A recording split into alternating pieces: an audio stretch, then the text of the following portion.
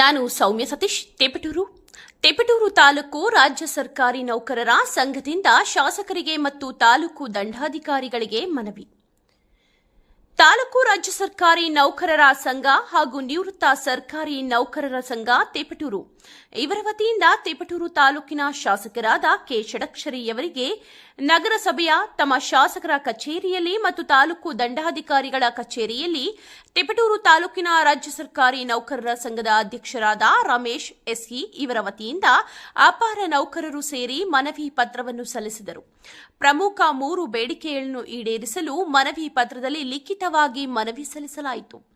ಈ 3 ಅಂಶಗಳು ಏನೆಂದರೆ ಎನ್ಪಿಎಸ್ ಹೊಸ ಪಿಂಚಣಿ ವ್ಯವಸ್ಥೆಯನ್ನು ರದ್ದುಪಡಿಸಿ ಒಪಿಎಸ್ ಹಳೆ ಪಿಂಚಣಿ ವ್ಯವಸ್ಥೆಯನ್ನು ಜಾರಿಗೊಳಿಸುವುದು ಮತ್ತು 7ನೇ ವೇತನ ಆಯೋಗದಂತೆ 7ನೇ ವೇತನ ಕೂಡಲೇ ಜಾರಿಗೊಳಿಸಬೇಕು ಮತ್ತು ರಾಜ್ಯ ಸರ್ಕಾರಿ ನೌಕರರಿಗೆ ಆರೋಗ್ಯ ಸಂಜೀವಿನಿ ಯೋಜನೆಯನ್ನು ಜಾರಿಗೊಳಿಸಲು ಈ 3 ಬೇಡಿಕೆಗಳನ್ನು ಶೀಘ್ರವಾಗಿ ಅನುಷ್ಠಾನ ಮಾಡಬೇಕಾಗಿ ಒತ್ತಾಯಿಸಿ ತೇಪಟೂರು ತಾಲೂಕು ದಂಡಾಧಿಕಾರಿಗಳಿಗೆ ಹಾಗೂ ತೇಪಟೂರು ಶಾಸಕರಿಗೆ ನಗರಸಭೆಯ ಶಾಸಕರ ಕಚೇರಿಯಲ್ಲಿ ಮನವಿ ಸಲ್ಲಿಸಲಾಯಿತು.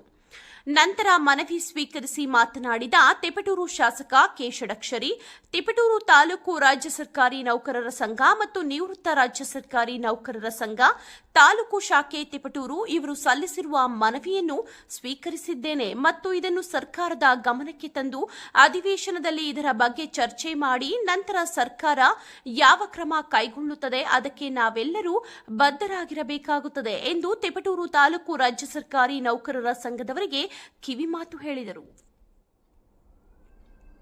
ವಿಧಾನಸಭಾ ಕ್ಷೇತ್ರ ಇವರ ಮುಖಾಂತರ ಸರ್ಕಾರದ ಮುಖ್ಯಮಂತ್ರಿಗಳಾದಂಥ ಶ್ರೀಯುತ ಸಿದ್ದರಾಮಯ್ಯನವರಿಗೆ, ಕರ್ನಾಟಕ ಸರ್ಕಾರ ಇವರಿಗೆ ದಿನಾಂಕ 7/7/2024ರಂದು ಚಿಕ್ಕಮಗಳೂರಿನಲ್ಲಿ ನಡೆದ ರಾಜ್ಯ ಕಾರ್ಯಕಾರಿ ಸಮಿತಿ ಸಭೆಯಲ್ಲಿ ಈ ಕೆಳಕಂಡ ಪ್ರಮುಖ ಬೇಡಿಕೆಗಳನ್ನು ಈಡೇರಿಸುವಂತೆ ಸರ್ಕಾರವನ್ನು ಒತ್ತಾಯಿಸಲು ಹಂತ ಹಂತವಾಗಿ ಹೋರಾಟ ಕಾರ್ಯಕ್ರಮಗಳನ್ನು ರೂಪಿಸಲು ಸಭೆಯು ಸರ್ವಾನುಮತದ ನಿರ್ಣಯವನ್ನು ಕೈಗೊಂಡಿರುತ್ತದೆ.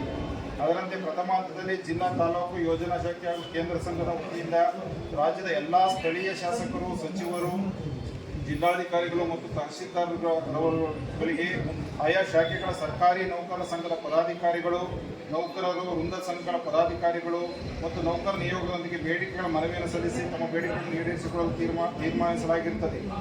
ಸರ್ಕಾರದಿಂದ ಈಡೇರಲೇಬೇಕಾದ ರಾಜ್ಯ ಸರ್ಕಾರಿ ನೌಕರರ ಪ್ರಮುಖ ಬೇಡಿಕೆಗಳು: ರಾಜ್ಯ 7ನೇ ವೇತನ ಆಯೋಗವು ಸರ್ಕಾರಕ್ಕೆ ಸಲ್ಲಿಸಿರುವ ವರದಿಯನ್ನು ಯಥಾವತ್ತಾಗಿ ಸರ್ಕಾರಿ ಆದೇಶ ಹೊರಡಿಸಿ ಜಾರಿಗೊಳಿಸುವುದು. 2ನೇದು ಎನ್ಪಿಎಸ್ ಯೋಜನೆಯನ್ನು ರದ್ದುಪಡಿಸಿ ಹಳೆ ಪಿಂಚಣಿ ಯೋಜನೆಯನ್ನು ಮರುಜಾರಿಗೊಳಿಸುವುದು. 3ನೇದಾಗಿ ರಾಜ್ಯ ಸರ್ಕಾರಿ ನೌಕರರು ಮತ್ತು ಕುಟುಂಬ ಸದಸ್ಯರಿಗೆ ನಗದು ರಹಿತ ಚಿಕಿತ್ಸೆ ನೀಡುವ ಕರ್ನಾಟಕ ಆರೋಗ್ಯ ಸಂಜೀವಿನಿ ಯೋಜನೆ ಜಾರಿಗೊಳಿಸುವುದು.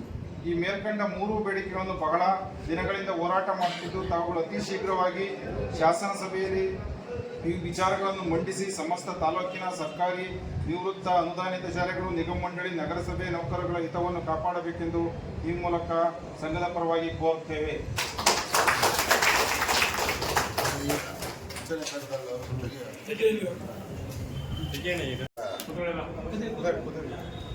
ನನಗೆ ಮನವಿಯನ್ನು ಕೊಟ್ಟಿದ್ದಾರೆ. ಮುಖ್ಯಮಂತ್ರಿಗಳಿಗೆ ನಮ್ಮ ಮುಖಾಂತರ ತಮ್ಮ ಬೇಡಿಕೆಗಳನ್ನ ಈಡೇರಿಸಲಿಕ್ಕೆ ಪ್ರಸ್ತಾಪ ಮಾಡಬೇಕು, ಸರ್ಕಾರದ ಜೊತೆ ಸಮಾಲೋಚನೆ ಮಾಡಬೇಕು ಅಂತ 3 ಬೇಡಿಕೆ ಕೊಟ್ಟಿದ್ದಾರೆ. ಬಹುಶಃ ಹಳೆ ಪಿಂಚಣಿ ಯೋಜನೆ ಕಾರ್ಯಗತ ಆಗ್ತಾ ಇದೆ. ಸೊ 2ರ ಬಗ್ಗೆ ತೀರ್ಮಾನ ಆಗಬೇಕಾಗ್ತದೆ. 15ನೇ ತಾರೀಕು ವಿಧಾನಸಭಾ ಅಧಿವೇಶನ ಪ್ರಾರಂಭ ಆಗುತ್ತೆ.